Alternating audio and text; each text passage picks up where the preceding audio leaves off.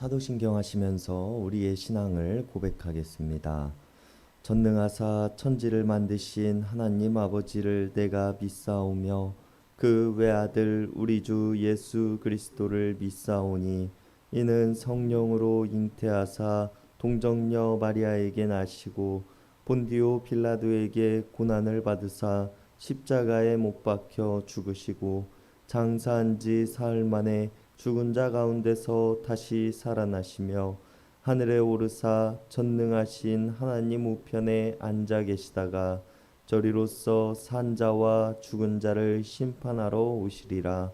성령을 믿사오며 거룩한 공예와 성도가 서로 교통하는 것과 죄를 사하여 주시는 것과 몸이 다시 사는 것과 영원히 사는 것을 믿사옵나이다. 아멘. 우리 다 함께 찬송가 434장 통합 찬송가 491장 부르시겠습니다. 찬송가 434장 통합 찬송가 491장입니다.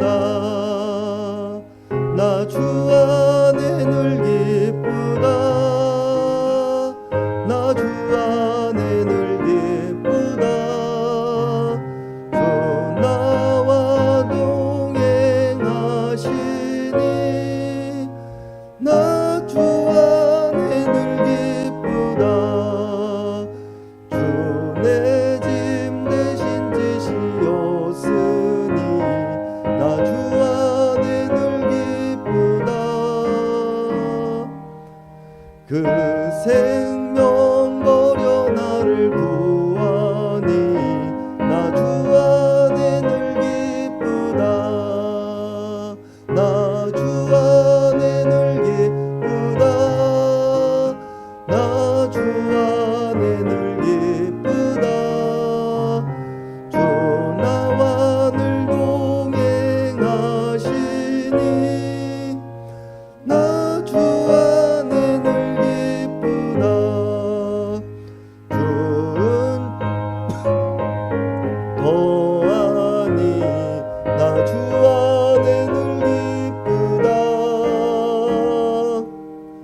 그 악한 죄악에서 지키니 나 주 안에 늘 기쁘다.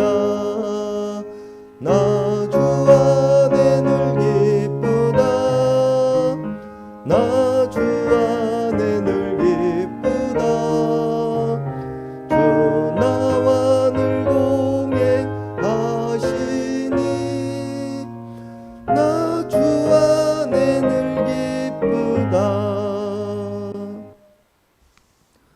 오늘 우리에게 주시는 하나님의 말씀은 창세기 17장 1절에서 14절까지의 말씀입니다. 창세기서 17장 1절에서 14절까지의 말씀입니다.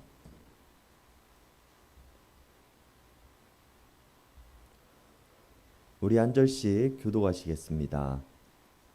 아브라함이 99세 때에 여호와께서 아브라함에게 나타나셔서 그에게 이르시되 나는 전능한 하나님이라 너는 내 앞에서 행하여 완전하라.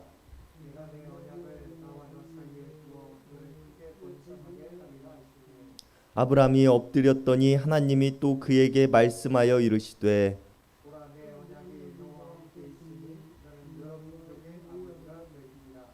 이제 후로는 내 이름을 아브람이라 하지 아니하고 아브라함이라 하리니 이는 내가 너를 여러 민족의 아버지가 되게 함이니라.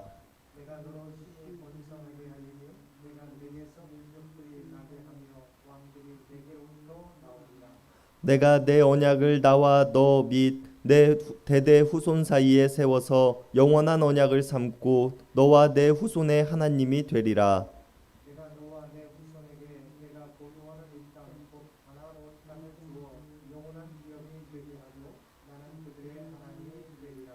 하나님이 또 아브라함에게 이르시되 그런즉 너는 내 언약을 지키고 내 후손도 대대로 지키라. 너희 중 남자는 다 할례를 받으라. 이것이 나와 너희와 너희 후손 사이에 내 언약이니라. 너희는 포피를 베어라. 이것이 나와 너희 사이의 언약의 표징이니라.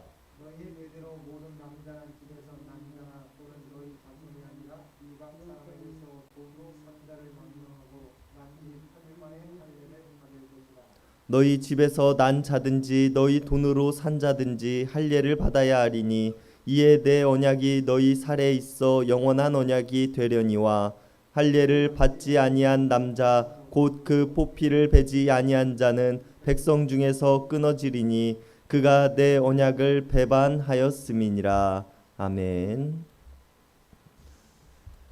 창세기 16장의 본문 마지막은 아브람이 하갈과의 사이에서 아들 이스마엘을 낳았으며 이스마엘을 낳던 시기에 아브라함의 나이가 86세였다고 기록하며 끝을 맺습니다. 그리고 오늘 창세기 17장 본문의 시작은 아브라함의 나이가 99세였다고 말하고 있습니다. 성경은 아브라함의 나이를 우리에게 보여줌을 통하여서 이스마엘을 낳은 후 적지 않은 시간이 흘렀음을 우리들에게 보여줍니다. 13년의 시간 공백 동안 어떠한 일이 있었는지 우리가 알 수는 없지만 오늘 하나님께서는 다시 아브라함에게 나타나셨으며 자신을 계시하십니다. 그리고 스스로를 표현하시기를 나는 전능한 하나님이라고 말씀하십니다. 스스로를 모든 것을 가능하게 하시는 분, 불가능이 없으신 분이라고 표현하고 계시는 것입니다. 그리고 하나님께서 오늘 아브라함에게 다른 모습이 아닌 전능자의 모습으로 나타나심은 어떠한 의미입니까? 하나님의 불가능하심을 믿지 못하고 아브라함이 자신의 아내 사레와의 사이에서 아이를 가진 것이 아니라 사레의 여종 하갈과의 사이에서 아이를 가졌음에 하나님께서는 오늘 전능자의 모습으로 스스로를 드러내시며 비록 아브라함이 불가능하다고 생각하는 일이라고 할지라도 하나님께 불가능한 일, 하지 못하는 일이 없으심을 보이시고 계신다는 점입니다. 그리고 스스로를 전능자라 말씀하신 하나님께서는 너를 크게 번성하게 하시겠다는 말씀을 다시 한번 반복하십니다. 이 말씀은 12장의 말씀에서 자녀가 없던 아브라함에게 처음 자신을 드러내시고 내게로 보여줄 땅으로 가라고 말씀하셨던 하나님의 말씀이 다시 한번 반복되어지고 있는 것입니다.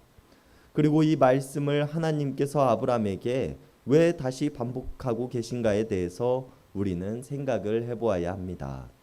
아브라함에게는 이미 사레의 여종 하갈과의 사이에서 낳은 이스마엘이라는 자녀가 있지만 하나님께서는 이스마엘을 통하여 번성하겠다는 말씀이 아닌 자녀가 없던 시절에 말씀하셨던 너를 번성하게 하시겠다는 말씀을 반복하신다는 것입니다. 이것은 하갈과의 사이에서 낳은 자녀 이스마엘이 아닌 사레와의 사이에서 태어날 자녀를 통하여서 너를 크게 번성하시겠노라고 다시 한번 반복해서 말씀하신다는 것으로 우리는 이해해야 합니다.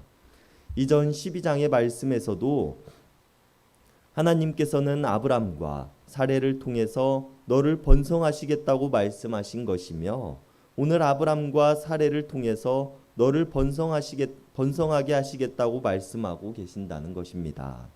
그리고 하나님께서는 이 말씀과 함께 오늘 본문 이후 16절의 말씀을 통해서 사레를 통하여서 자녀가 태어날 것에 대해서 더욱 명확하게 말씀하고 계시는 것을 우리는 보게 됩니다. 하나님의 계획은 처음부터 지금까지 변함이 없으시지만 아브라함은 하나님의 언약이 하나님께서 약속하신 아내 사레가 아닌 사레의 몸종 하갈을 통하여서 이루어져도 상관없을 것이라고 생각하였던 것이었으며 이것은 아브라함의 의도가 어떠하다고 할지라도 하나님 앞에서 완전하지 못한 행동이었다는 것입니다. 그리고 오늘 본문 3절에서 내 앞에서 완전하게 행하라 너를 크게 번성하게 하시겠다고 말씀하고 계시는 하나님 앞에 아브라함은 엎드렸다라고 성경은 기록하고 있습니다. 너를 번성하게 하시겠다고 말씀하시는 하나님 앞에 아브라함은 자신의 지난 과오에 대한 잘못을 깨닫고 회개하는 모습과 함께 하나님의 말씀에 대한 복종의 모습을 엎드림을 통하여서 드러내고 있는 것을 우리가 볼 수 있습니다. 그리고 이런 아브라함에게 하나님께서는 그의 이름을 새롭게 하심으로 지난날의 과오와 하나님 앞에 온전하지 못함을 덮어두고 새롭게 나아갈 용기를 주십니다.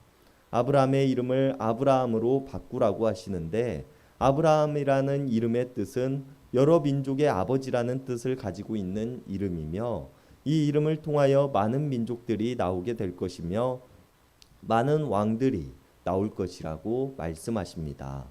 그리고 그 민족들은 아브라함과 하갈 사이에서 나온 아들 이스마엘이 아닌 아내 사레와의 사이에서 낳을 아들을 통하여서 이루어질 것입니다. 그런데 이것은 단순히 피와 살로 이루어진 혈통의 아버지만을 의미하는 것은 아닙니다.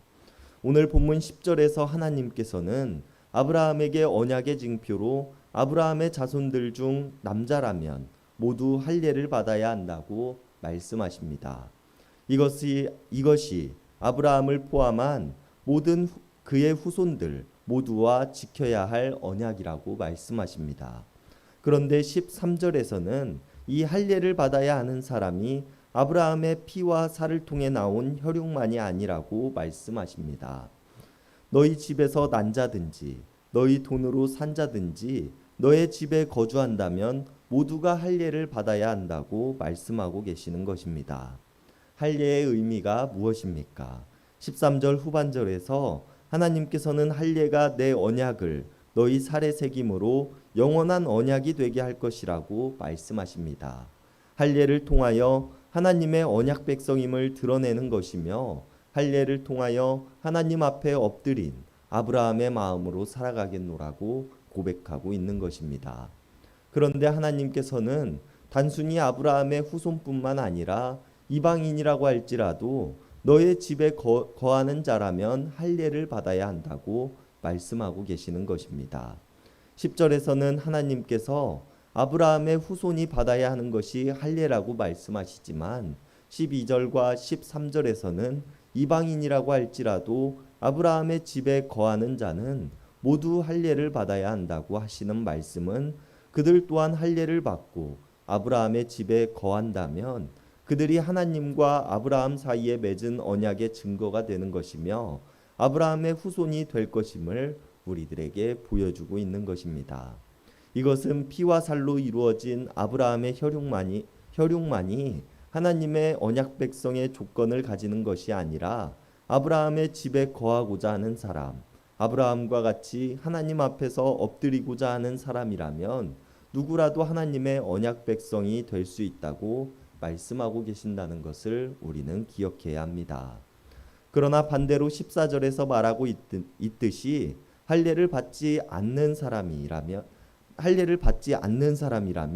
백성 중에서 끊어질 것이라고 말씀하십니다. 아브라함의 피와 살을 통해 나온 후손들이 아닌 이방인이라고 할지라도 할례를 받으면 하나님의 언약 백성이 될 수 있으며, 반대로 이방인이 아닌 아브라함의 피와 살을 통해 나온 후손들이라고 할지라도 할례를 받지 않으면 그들이 하나님의 백성이 아니라고 말씀하고 계신다는 것을 우리는 기억해야 합니다. 하나님께서 오늘 아브라함에게 아내 사레의 여종 하갈의 사이에서 나온 이스마엘이 아닌 아내 사라로부터 나온 아들을 통하여서 너를 크게 만드시겠다고 하십니다. 그러나 뒤에 너로부터 시작되는 큰 민족은 피와 혈육으로만 이루어진 민족이 아니라 누구라도 언약을 기억하고 지키는 자라면 백성이 될 것이라고 말씀하십니다. 이런 하나님의 말씀은 자칫 하갈과의 사이에서 나온 이스마엘이 아닌 사레와의 사이에서 나온 아들을 통해 너희 후손을 번성하게 하시겠다는 말씀과 대치되어 보일 수 있습니다. 그러나 우리가 여기서 생각해야 하는 것은 하나님께서 아브라함과 세운 언약과 그 이후 우리들과 세운 언약이 단편적이며 일률적인 언약이 아닌 온 인류를 구원하시고자 하시는 하나님의 세세한 언약이라는 것을 우리는 기억해야 합니다. 마치 당시 하나님께서는 아브라함에게 할례를 통하여 언약을 맺으셨지만 지금 우리들에게는 몸이 아닌 마음에 새기는 언약으로 맺으신 것처럼 말입니다. 이것은 하나님의 법이 이제 돌판이 아닌 우리들의 마음에 새겨진 것처럼 우리는 할례라는 육체적 표식이 아닌 우리를 구원하신 그리스도이신 예수님을 믿기만 하면 하나님의 언약 백성으로 살아갈 수 있는 은혜를 입은 것처럼 말입니다. 이처럼 하나님께서 아브라함과 맺으신 언약과 우리들과 맺으신 언약은 시대를 살아가는 사람들에게 가장 좋은 방법으로 드러납니다. 여러분, 우리가 지금 이 땅을 살아가며 하나님의 언약 백성으로 살아가고 있는 사람들로 우리는 하나님 앞에 온전한 모습으로 살아가고 있는지 돌아볼 수 있는 모습이 될 수 있기를 바랍니다. 혹여나 그렇지 못하다면 우리가 하나님 앞에 엎드렸던 아브라함의 모습과 같이 하나님 앞에 회개와 통곡하는 마음으로 엎드림으로 우리에게 새 언약을 주시는 하나님을 기대하며 살아갈 수 있는 하루가 될 수 있기를 바랍니다. 기도하시겠습니다. 언제나 우리를 인도하시며 도우시는 하나님, 우리를 하나님의 언약 백성으로 삼아 주시고 우리가 하나님의 은혜 안에 살아가게 하심에 감사를 드립니다. 그러나 우리는 하나님과 맺은 언약을 기억하지 못하며 전능하신 하나님의 모습을 깨닫지 못하며 하나님의 일을 한다고 하면서 우리의 생각과 지식으로 살아가고 있는 모습은 아닌지 돌아봅니다. 오직 사례를 통하여서 내 민족을 크게 만드시겠노라 말씀하셨던 하나님을 우리가 기억함으로 우리가 다른 길을 가고 있다면 하나님 앞에 엎드려 회개와 돌이킴의 시간을 가질 수 있도록 하여 주시옵소서. 그리하여 우리가 이전에도 지금도 이후에도 여전히 변치 않으시는 하나님과 맺은 언약을 지켜가며 살아가는 자들이 되게 하시고 하나님의 온전하신 은혜와 참 사랑을 누리며 살아가는 자들이 되게 하여 주시옵소서. 언제나 우리를 인도하시는 하나님을 믿으며 우리를 구원하신 예수님의 이름 받들어 간절히 기도드렸습니다. 아멘. 이 시간 우리가 우리 개인을 위한 기도, 이웃을 위한 기도, 교회를 위한 기도, 세상을 위한 기도하는 시간 갖도록 하겠습니다.